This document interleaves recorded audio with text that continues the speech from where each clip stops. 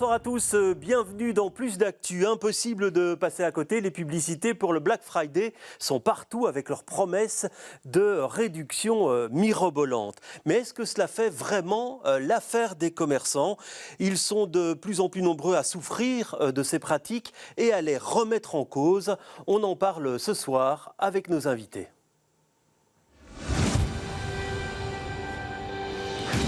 Voilà, des invités que je vais vous présenter tout de suite, en commençant par vous, Valérie Berkmans, bonsoir. Vous êtes commerçante, vous tenez une boutique de vêtements au centre-ville, vous êtes créatrice de mode. Et puis Christophe Wambercy est avec nous, bonsoir. Bonsoir. Vous êtes secrétaire général du syndicat neutre pour indépendants. Première question pour vous, Valérie, est-ce que c'est possible de vous aligner sur les promos Black Friday, petite commerçante indépendante que vous êtes? Non, alors c'est pas possible parce qu'en fait c'est un problème de marge. Donc les grandes chaînes et les grands e-shops, ils ont des marges énormes parce qu'ils font produire en Chine, au Bangladesh, dans des conditions lamentables. Et du coup, ils ont des très très petits prix. En fait, ils peuvent se permettre de faire des moins 50, moins 60, moins 70%. Tandis que quand on a un bon produit qui est fabriqué en Belgique dans des bonnes conditions, on a des marges très petites. Et on joue dans la même cour. Donc ça veut dire qu'on paye aussi 21% de TVA, exactement les mêmes conditions que les autres. Mais par contre, on ne peut pas diminuer nos prix. Oui. Alors Christophe Wambercy, est-ce que l'exemple de Valérie Berkmans, c'est ce que vivent beaucoup de commerçants? Ah oui, oui, bien sûr, vous êtes tout à fait l'exemple type. D'ailleurs, on a fait une étude sur le taux de participation des commerçants indépendants au Black Friday.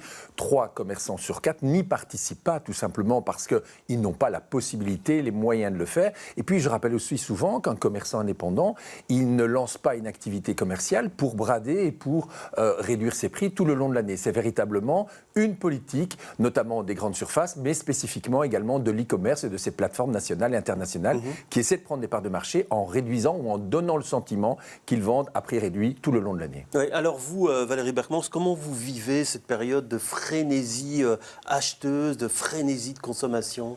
Moi, ça me désole un petit peu parce qu'en fait, ça veut dire que les gens ne réfléchissent pas. En fait, ils voient juste leur portefeuille, ce que je peux comprendre, et les prix, mais ils ne savent pas en fait que chaque acte d'achat est un acte politique en fait, et que quand ils achètent sur Amazon, sur les grands e-shops, en fait, ils favorisent un monde qui est ce monde-là, qui est le monde de l'exploitation, de la surconsommation, qui est un monde vraiment pas du tout durable. Oui, alors vous allez le voir tout de suite dans ce micro-trottoir. Le Black Friday, c'est une pratique qui a ses opposants et puis aussi des personnes qui aiment plutôt ça, voyez plutôt. C'est important qu'il y ait des moments où les prix sont plus bas parce que vu qu'il y a beaucoup de prix qui ont augmenté, c'est beaucoup plus facile pour nous en fait. S'il y a des trucs qui nous plaisent et on en profite pour les acheter. Moi je trouve que c'est une aberration écologique. C'est vrai qu'en étant plus jeune, j'avais l'habitude avec copines de faire le shopping. Et en fait en étant sensibilisée sur ces questions finalement de toujours consommer plus pour moins cher, c'est des choses moi qui me rendent très anxieuse. Je l'attends pas forcément, mais quand il y a et que j'ai envie d'acheter des choses, c'est vrai que c'est plus pratique et les promos, je rate pas forcément ça quoi. Là, vu la période, je me dis que pourquoi pas, c'est bientôt Noël, donc étant donné que je suis étudiante, c'est cool pour les prix. Ben voilà, Christophe Wambercy, on voit la tendance, elle s'installe en fait. Ouais. Vous pensez qu'on reviendra en arrière à un moment donné, quand vous me dites 3 commerçants sur 4, petits commerçants ne participent pas? Non, effectivement, c'est vraiment la politique de la grande entreprise, de la grande des plateformes e-commerce nationales et internationales qui veulent prendre des parts de marché en donnant effectivement toujours cette illusion de réduction de prix. Toutefois, je vous mets tout de même au défi de vérifier les prix en amont parce que sur les plateformes, tout le temps, tout le long de l'année, vous faites moins 30%, moins 40%, moins 50%. Or, la législation exige que vous ayez un prix de référence qui soit appliqué réellement au minimum pendant 30 jours. Et nous demandons à l'inspection économique de vérifier cela parce qu'on est loin du compte. Et on demande évidemment que tous les types de commerce, les petits, les moyens et les grands, soient traités de la même façon.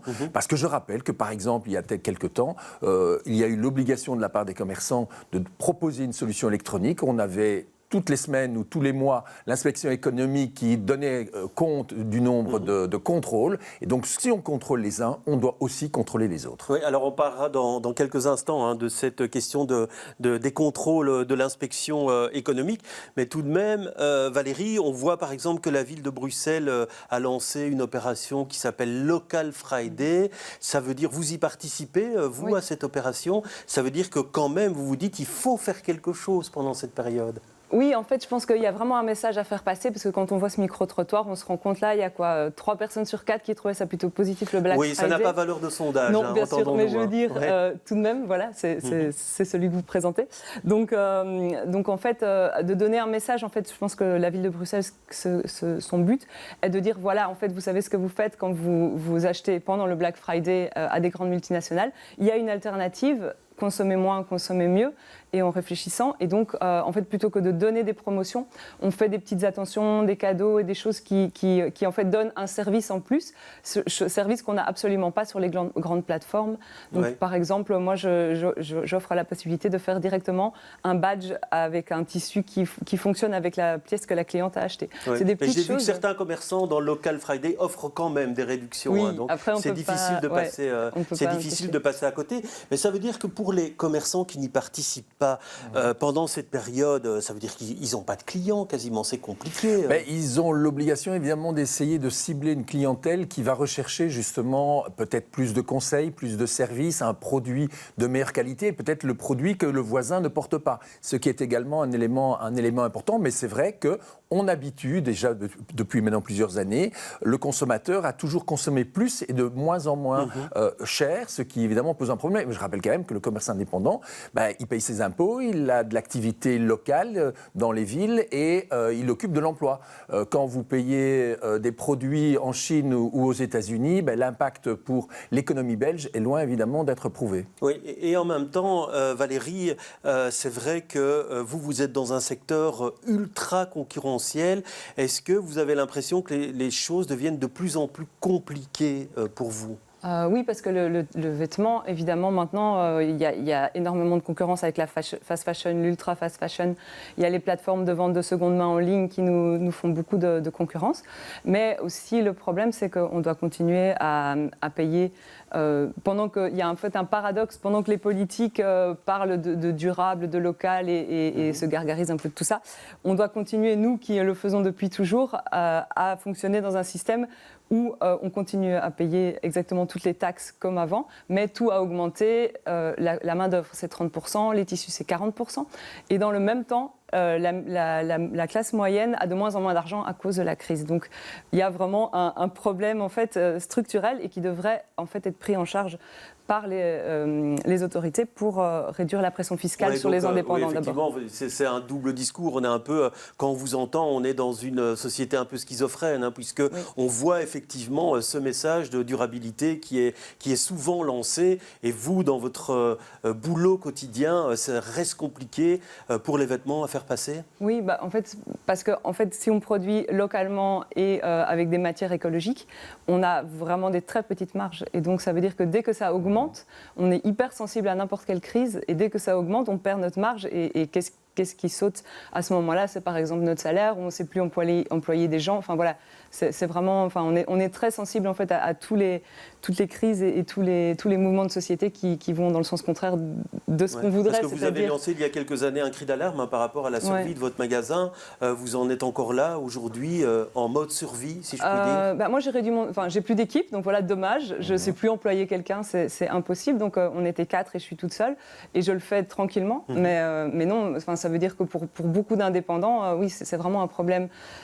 Comment est-ce qu'on peut encore engager avec l'augmentation des coûts salariaux ? Comment est-ce qu'on peut encore faire face à toutes les augmentations des matières premières ? Voilà, c'est vraiment la question. Ce sont les commerçants de vêtements qui souffrent le plus de ces vagues de réduction perpétuelles. Oui, effectivement, le textile, l'habillement, la chaussure reste évidemment un créneau important. Le consommateur consomme relativement beaucoup, mais l'ensemble des commerçants indépendants, que ce soit aménagement de la maison, décoration, etc., souffrent également. Et c'est la raison pour laquelle, d'ailleurs, on attend avec impatience le nouveau gouvernement fédéral parce qu'on va demander un plan de soutien du commerce indépendant. Parce que d'un côté, effectivement, on détricote l'offre et de l'autre côté, on va subsidier les commerçants pour réinstaller des commerces dans les centres-villes qui se désertifient avec le nombre de magasins vides. Donc, à un moment donné, il faut trouver le juste équilibre et on va demander véritablement qu'il y ait un peu une bulle de protection pour les commerçants indépendants. Et ça doit passer par permettre. quoi pour vous La baisse des taxations, effectivement, la souplesse en termes de développement et de soutien, en termes de coûts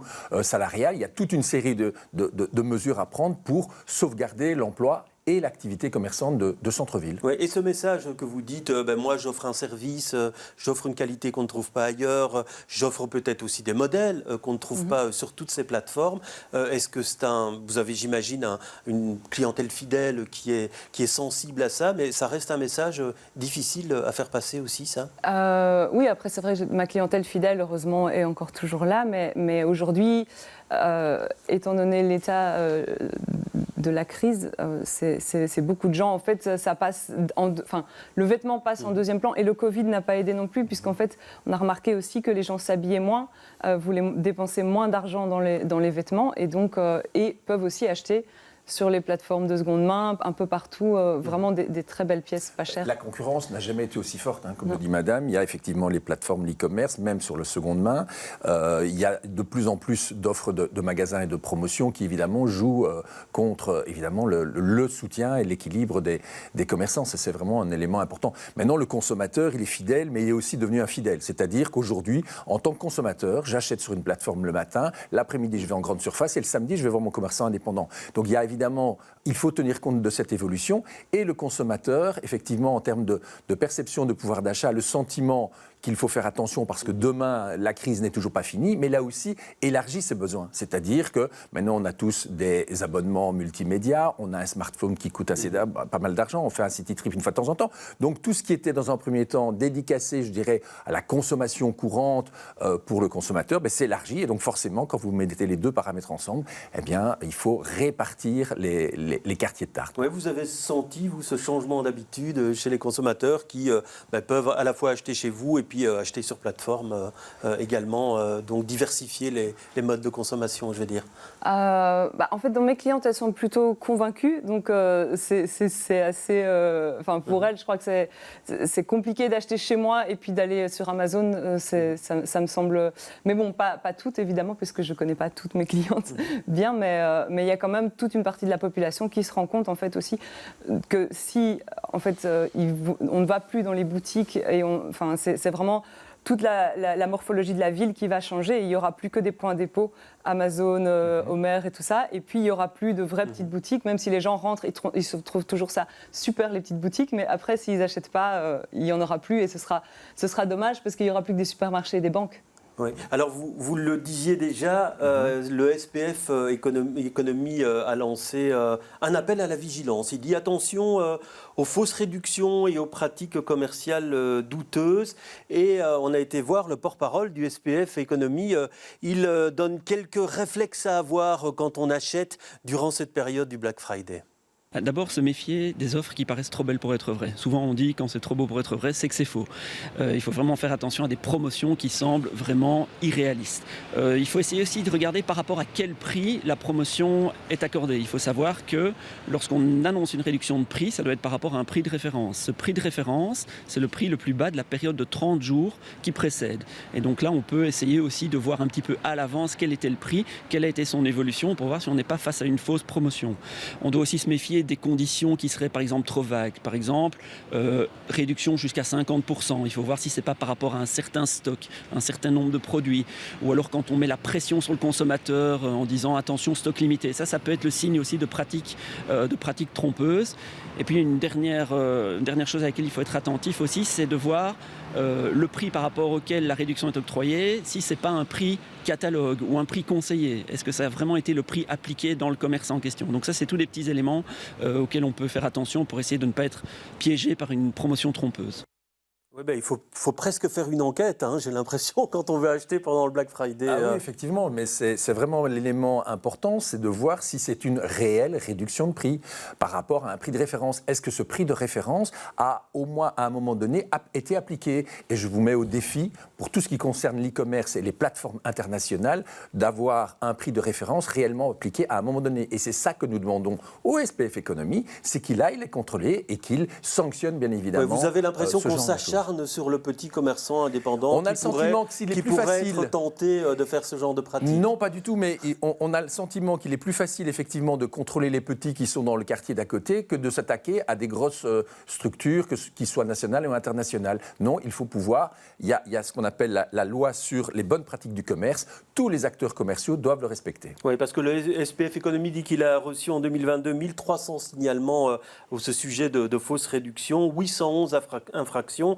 Donc des infractions, il y en a. On dit même que certains commerçants font du stock pour le Black Friday, donc achètent spécialement pour le Black Friday. Vous avez constaté ce genre de pratique disons que le marketing fait qu'à partir du moment où on donne le sentiment au consommateur qu'il fait une bonne affaire, le consommateur ne réfléchit pas trop et va faire l'affaire qu'il croit bonne. Mais ce n'est pas pour autant que ce soit le cas. Et donc que certaines personnes ou que certains groupes profitent, je dirais, un peu de cette naïveté en disant si c'est un prix rouge, c'est forcément bon marché, c'est des techniques marketing que tout le monde connaît, mais qui est l'apanage des grandes entreprises et des plateformes internationales. Ce n'est pas le cas des commerçants indépendants parce qu'ils connaissent leur clientèle et les clients connaissent leurs produits.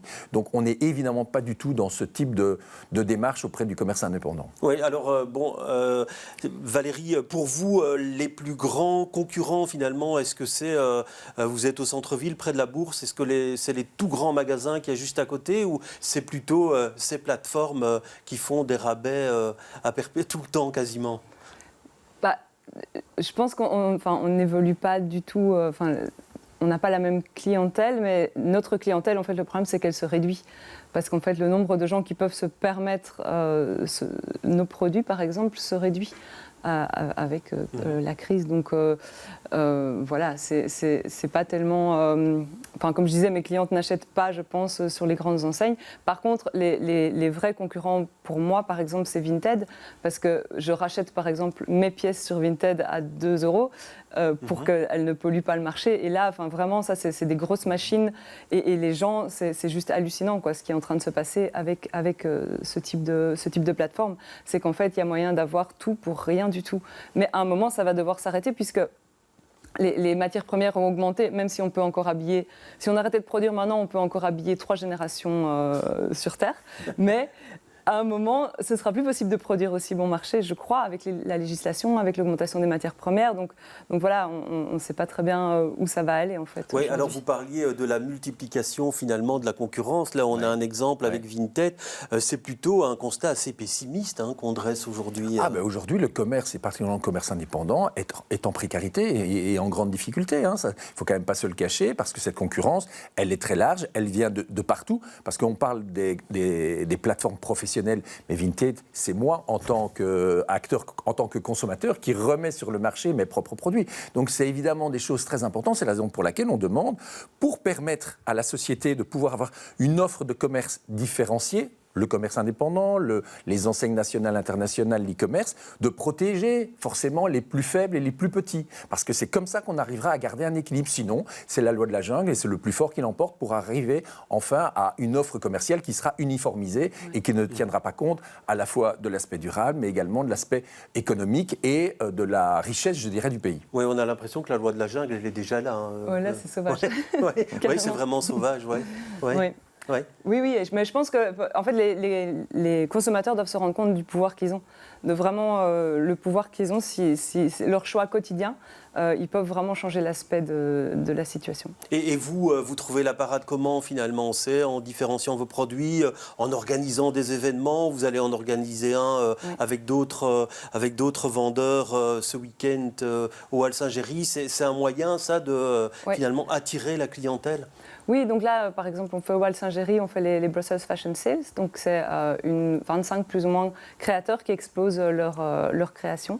Et donc pendant 2 jours, vendredi et samedi. Et là, si vous voulez consommer local et des pièces qui ont été faites dans des bonnes conditions, c'est vraiment l'occasion de découvrir aussi la diversité de la création bruxelloise. Ouais, et c'est quoi la parade finalement pour les commerçants? C'est vendre le service, vendre... Il n'y a pas de formule magique. Il y a évidemment la nécessité de se différencier par rapport à tout ce qui est concurrent et sur lequel on ne peut pas jouer. Le commerçant indépendant ne peut pas jouer en faisant des promotions de 30-40% tout le long de l'année. Il n'est pas devenu commerçant pour ça. D'ailleurs, on le voit bien, souvent les consommateurs, et de plus en plus des commerçants me le disent, les consommateurs viennent vers le commerçant en demandant « est-ce que vous ne me faites pas une ristourne ?» Parce que c'est rentré dans l'état d'esprit du consommateur d'avoir tout moins cher tout le temps. Ce qui n'est pas vrai. Vous payez le vrai prix, mais on vous le présente et on vous l'emballe autrement. Donc oui, effectivement, le commerçant indépendant, il doit trouver de l'inventivité, de la créativité pour se positionner autrement. Et nous, par exemple, ce qu'on fait également lors de la semaine du Black Friday, on fait la promotion des sites internet et des pages Facebook des commerçants indépendants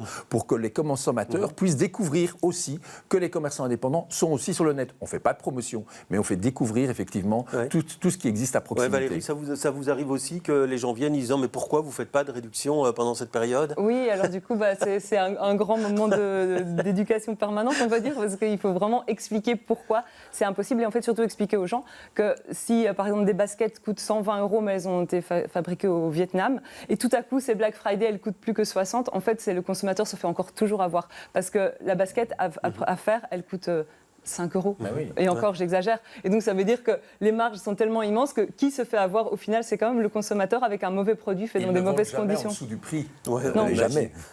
En tout cas, il y a des alternatives qui existent et pas seulement pour les commerçants. Il y a par exemple ce Craft Friday qui a été lancé. Ça a été imaginé par Weekendoo. C'est une offre d'atelier pour découvrir les métiers de l'artisanat. On l'écoute. On avait envie de trouver une alternative aux produits fabriqués en série.